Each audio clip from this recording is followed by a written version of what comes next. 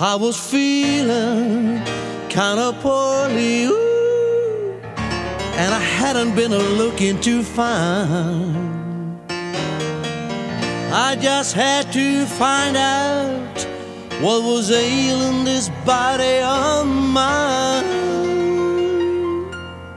So I went to my family doctor to get my temperature and set me straight.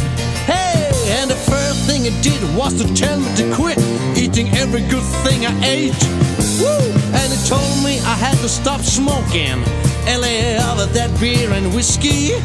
He said you need all the help you can get, my friend, and confidentially.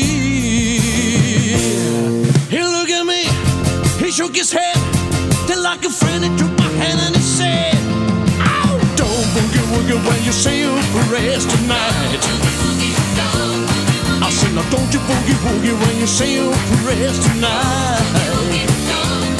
You've been over rocking the dead end right. You better turn on the load when you turn on your light. Don't boogie woogie when you say your prayers tonight. Then he wired me up like a spaceman.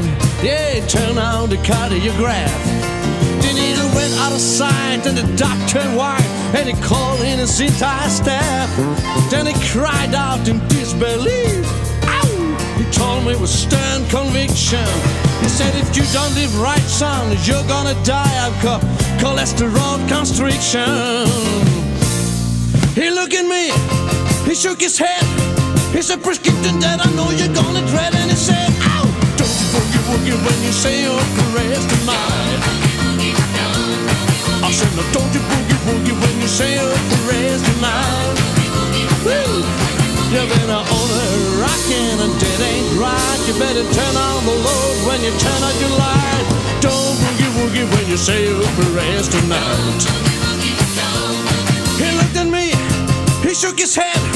It's a prescription that I know you're gonna dread. And he said, "Ow, don't you boogie woogie when you say your prayers tonight."